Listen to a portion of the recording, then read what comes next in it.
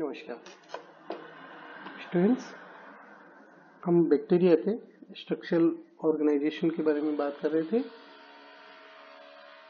मैं doctor Prakash Chandra Sharma, department of zoology, SPC government college Ajmer. तो हम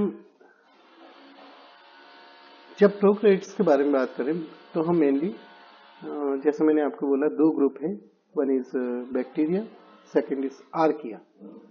तो यहाँ हमारा जो टारगेट है वो है बैक्टीरिया। हम आर्किया के बारे में जानकारी फिलहाल नहीं ले रहे हैं। तो याद रखिए प्रोकैरियोट्स में, लगभग सभी प्रोकैरियोट में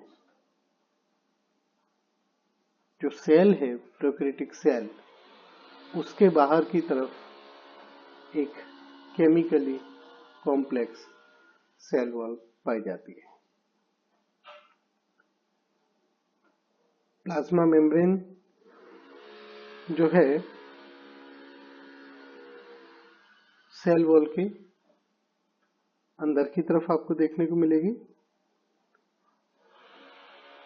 और दोनों के बीच में जो एक स्पेस है that is called periplasmic space. तो सबसे बाहर सेल वॉल है, उसके बाद पेरिप्लाज्मिक स्पेस आपको देखने को मिलेगा, और उसके अंदर प्लाज्मा मेम्ब्रेन देखने को मिलेगी।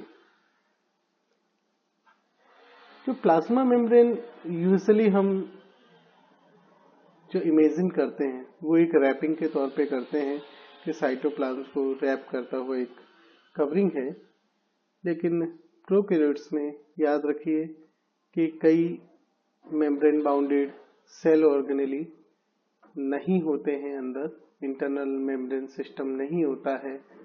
तो उनके जो सारे फंक्शन हैं वो इसी बाह्य मेम्ब्रेन पे ही होने हैं, प्लाज्मा मेम्ब्रेन पे।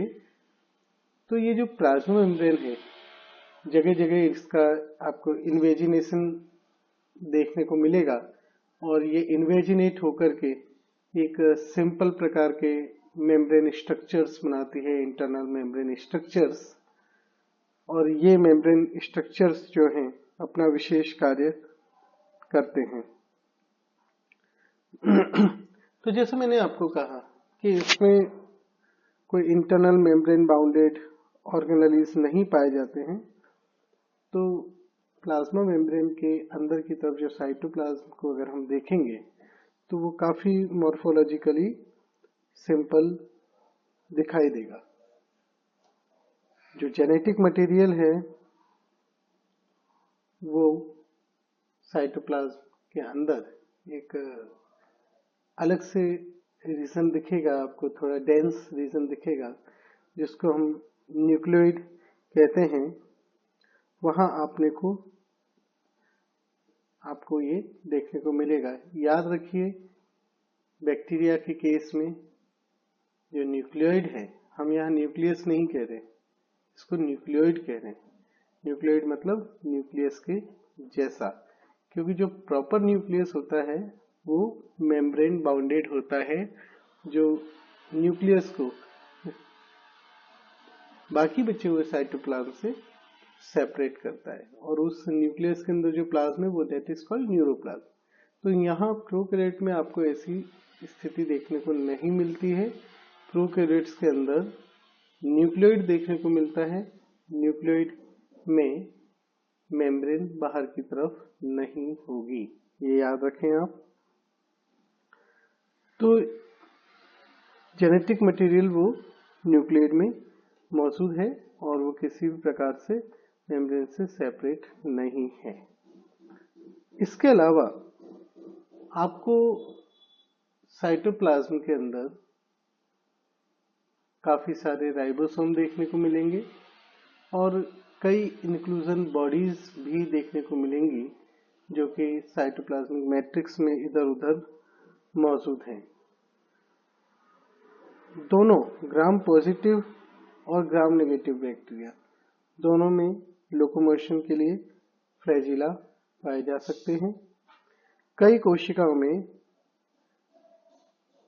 बाहर की तरफ कैप्सूल यानी कि सेल वॉल से भी बाहर की तरफ कैप्सूल या स्लाइम की लेयर पाई जा सकती है। तो आपने देखा कि प्रोकैरियोटिक जो सेल्स हैं वो थोड़ी यूकैरियोटिक सेल्स की तुलना में सिंपलर नजर आती हैं। जो सबसे महत्वपूर्ण चीज है प्लाज्मा मेम्ब्रेन। अगर हम प्लाज्मा मेम्ब्रेन की बात करें तो प्लाज्मा मेम्ब्रेन जो है, मेम्ब्रेन जो है ये, वो एक एब्सोल्यूट रिक्वायरमेंट है हर लिविंग ऑर्गेनिज्म के लिए, क्योंकि कोशिकाओं को अपने इन्वायरमेंट के साथ में सेलेक्टिवली इंटरेक्ट करना होता है और अपना इंटरनल एनवायरनमेंट मेंटेन करना होता है। तो कोशिकाओं को केवल न्यूट्रिएंट और वेस्ट को एलिमिनेट करने की ही आवश्यकता नहीं होती, बल्कि उनको अपना जो इंटरनल एनवायरनमेंट है उसको मेंटेन करने की आवश्यकता भी होती है। तो इसलिए प्लाज्मा मेम्ब्रेन आपको यूकैरियोट और प्रोकैरियोट दोनों में ही देखने को मिलेगी, क्योंकि ये सेल और इन्वायरमेंट के बीच में कांटेक्ट का फोकल पॉइंट है। तो प्रोकैरियोट्स में अगर आप देखेंगे तो plasma membrane as usual lipid, protein और कार्बोहाइड्रेट की बनी होगी, लेकिन यहाँ बैक्टीरियल प्लाज्मा मेम्ब्रेन की अगर आप बात करें तो इसमें प्रोटीन तुलनात्मक रूप से ज्यादा देखने को मिलते हैं यूकैरियोटिक मेम्ब्रेन की तुलना में।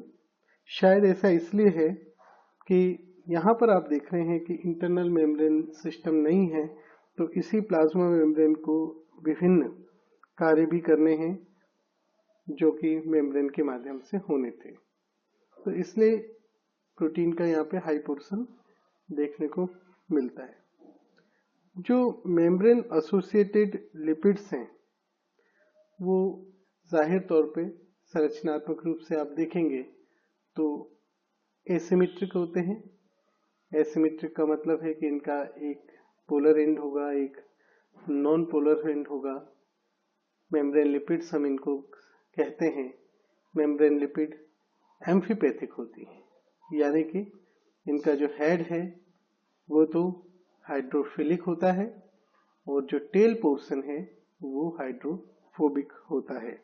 तो ये जो एम्फीपैथिक मॉलिक्यूल है इसमें जाहिर तौर पे जो हेड पोलर है वो वाटर से इंटरेक्ट कर सकता है, जबकि जो टेल है जो नॉन पोलर है वो वाटर से दूर जाने की कोशिश करती हैं।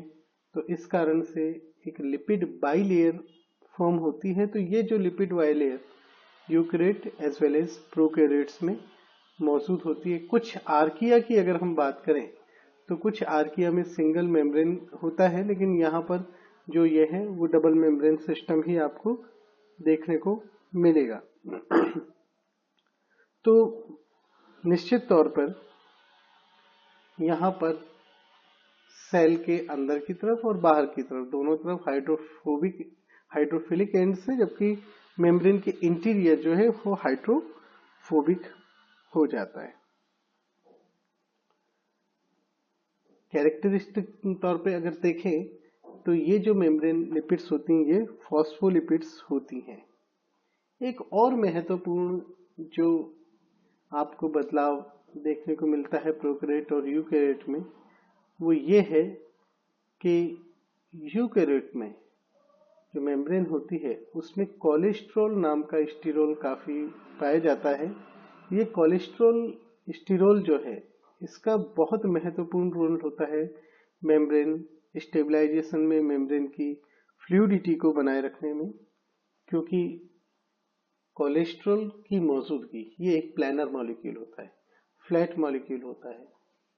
इस पर भी एक बहुत छोटा हेड होता है जो H से बना हुआ है, हाइड्रोजन, जबकि बाकी सारा का सारा हाइड्रोफोबिक रीजन है। तो इस कारण से ये मेम्ब्रेन के अंदर मौजूद फॉस्फोलिपिड्स के बीच में प्लेट रूप में मौजूद रहता है, उनके फ्री मूवमेंट को रेस्ट्रिक्ट करता है। और ये फ्री मूवमेंट तब होता है जब टेम्परेचर हाई होता है। मेम्ब्रेन्स जो लिपिड्स हैं उनकी टेल फ्रीली मूव करने की कोशिश करती हैं, तो वहां इंटरफेयर करता है कोलेस्ट्रॉल, उनको रोक रहा है। सिमिलरली जब टेम्परेचर कम होता है तो ये जो टेल हैं वो एक दूसरे से चिपकने की कोशिश करती हैं, तो उसमें भी कोलेस्ट्रॉल उन्हें रोकता है। इस प्रकार कोलेस्ट्रॉल मेम्ब्रेन के अंदर फ्लूइडिटी को मेंटेन रखता है। लेकिन प्रोकैरियोट्स की मेम्ब्रेन में कोलेस्ट्रॉल स्टिरोल जो है वो अनुपस्थित होता है। लेकिन ये देखा गया है कि प्रोकैरियोट्स में एक पेंटासाइक्लिक स्टिरोल जैसा ही मॉलिक्यूल जिसका नाम है होपेनोइड्स, ये होपेनोइड्स पाए जाते हैं और माना जाता है कि होपेनोइड्स बैक्टीरिया की मेम्ब्रेन को स्टेबलाइज करते हैं जैसे कि कोलेस्ट्रॉल करता है। तो जो कोलेस्ट्रॉल की कमी है वो यहाँ पर हेपेनोइड से पूरी हो जाती है और हमारे इकोसिस्टम में हेपेनोइड्स बहुत प्रचुर मात्रा में मौजूद है। एस्टिमेट किया जाता है कि ये जो हेपेनोइड हैं, जो एक्चुअली बैक्टीरियो होपेनोट्रिरोल कहला सकते हैं इसको, ये फ्यूचर में काफी बड़ा एक ऊर्जा का स्रोत साबित हो सकता है। इतनी ज्यादा मात्रा में ये हमारे पास वातावरण में मौजूद है।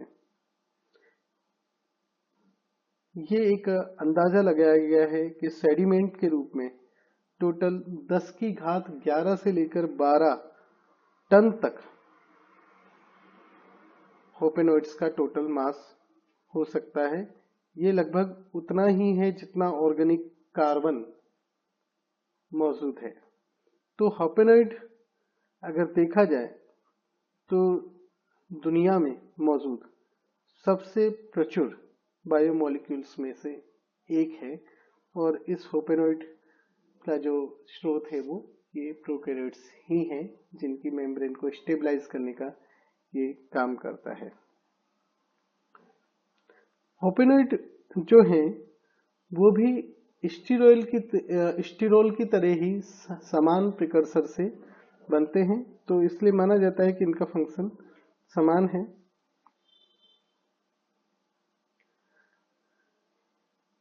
जो सेल मेम्ब्रेन है वो काफी थिन स्ट्रक्चर है, बट जो 5 से लेकर 10 नैनोमीटर तक, बट इसका कार्य बहुत इंपॉर्टेंट है। ये सेलेक्टिवली परमिएबल होती है, मीन्स ये कुछ मॉलिक्यूल को आने देती है, कुछ मॉलिक्यूल को नहीं आने देती। तो ये जो सेलेक्टिवली परमिएबल मेम्ब्रेन है इसमें सबसे इंपॉर्टेंट रोल जो प्रोवाइड करते हैं, जो प्ले करते हैं, वो हैं प्रोटीन्स। 2 प्रकार के प्रोटीन्स यहाँ पाए जा सकते हैं, आप जानते हैं। One is peripheral proteins, membrane में पाए जाने वाले, जो मेम्ब्रेन के अंदर ये बाहर की तरफ होते हैं, और दूसरा इंटीग्रल प्रोटीन जो मेम्ब्रेन के बीच में होते हैं। तो जो पेरिफेरल प्रोटीन है, क्योंकि वो मेम्ब्रेन से कनेक्टेड रहते हैं और यहाँ लूज कनेक्शन है, मेम्ब्रेन के बाहर दोनों तरफ हो सकता है, मतलब सेल के इंटीरियर की तरफ भी या पूरी तरह बाहर, तो ये पाए जाते हैं। इन्हें बहुत आसानी से रिमूव किया जा सकता है। यहाँ बैक्टीरिया के केस में पेरिफेरल प्रोटीन 20 से 30% टोटल मेम्ब्रेन प्रोटीन के होते हैं। मेजर पोर्शन जो है मेम्ब्रेन प्रोटीन का वो इंटीग्रल प्रोटीन होते हैं, जिन्हें आसानी से रिमूव नहीं किया जा सकता। और ये जो इंटीग्रल प्रोटीन होते हैं, सबसे बड़ी खास बात यह है कि ये एम्फीपैथिक होते हैं, जबकि जो पेरिफेरल प्रोटीन्स होते हैं वो इस तरह के नहीं होते। तो इंटीग्रल जो प्रोटीन है उनमें हाइड्रोफोबिक रीजन भी होगा और हाइड्रोफिलिक रीजन भी होगा। जो हाइड्रोफोबिक रीजन है वो मेम्ब्रेन के बीच में स्पान करेगा, और जो हाइड्रोफोबिक है वो मेम्ब्रेन के बीच में है, और जो हाइड्रोफिलिक है वो मेम्ब्रेन के को क्रॉस करते हुए बाहर की तरफ होगा। तो ये जो इंटीग्रल मेम्ब्रेन प्रोटीन है ये काफी इंपॉर्टेंट रोल प्रदान करते हैं। ये फ्लिप फ्लॉप की भी कर सकते हैं, ये रोटेट भी कर सकते, ये जो है इधर से उधर आराम से डिफ्यूज हो जाएंगे, बट ये फ्लिप फ्लॉप नहीं कर सकते, ना ही रोटेट कर सकते। आप ये ध्यान रखिएगा, ठीक है। आउटर सरफेस पे अक्सर इनके ऊपर कार्बोहाइड्रेट मॉलिक्यूल जड़े हुए होते हैं, ये इंपॉर्टेंट फंक्शन प्ले करते हैं। तो यहाँ एक और चीज याद रखिए कि जो प्लाज्मा मेम्ब्रेन है यहाँ पर बैक्टीरिया में सिंपल केवल एक रैपिंग नहीं है, उसे बहुत सारे कई प्रकार के फंक्शन करने हैं। तो यहाँ पर जो मेम्ब्रेन है उसके अंदर आपको क्रूशियल मेटाबॉलिक प्रोसेसेस जैसे respiration, photosynthesis, synthesis of lipids, cell wall constituent का सिंथेसिस, क्रोमोसोमल सेग्रीगेशन में भी शायद ये इंपॉर्टेंट रोल प्ले करती है। ये सारी चीजें देखने को मिलेंगी। मेम्ब्रेन पे ही आपको वो रिसेप्टर्स देखने को मिलेंगे जो रिसेप्टर्स उस प्रोकैरियोट को अपने वातावरण में मौजूद केमिकल्स के साथ में डिटेक्ट और उनके प्रति रिस्पॉन्ड करने के लिए सुविधा प्रदान करते हैं। तो यहाँ पर क्लियरली हम एक बात कह सकते हैं कि जो ये मेम्ब्रेन है वो माइक्रो ऑर्गेनिज्म के सर्वाइवल के लिए एसेंशियल चीज। नेक्स्ट टर्न पर हम जब बात करेंगे तो इंटरनल मेम्ब्रेन स्ट्रक्चर्स कौन कौन से होते हैं और किस तरह की उनकी फंक्शनिंग होती है, साइटोप्लाज्मिक मैट्रिक्स क्या है, किस किस प्रकार की इंक्लूजन बॉडीज पाई जाती हैं बैक्टीरिया के अंदर, उनके बारे में हम जिक्र करेंगे। इसके अलावा हम एक और चीज देखेंगे इंटरेस्टिंग है, वो है प्रोकैरियोटिक सेल वॉल का स्ट्रक्चर। पेप्टिडोग्लाइकन क्या होते हैं हम नेक्स्ट टाइम पे देखेंगे। एक्सोएंजाइम्स के बारे में भी हम जानेंगे। इसके अलावा एक और इम्पोर्टेंट चीज हम जो जानेंगे वो है ग्राम पॉजिटिव और ग्राम नेगेटिव बैक्टीरिया क्या होते हैं, कैसे उनकी हम पहचान करते हैं। तो आज ये हमारा टॉपिक यहाँ समाप्त करते हैं। धन्यवाद।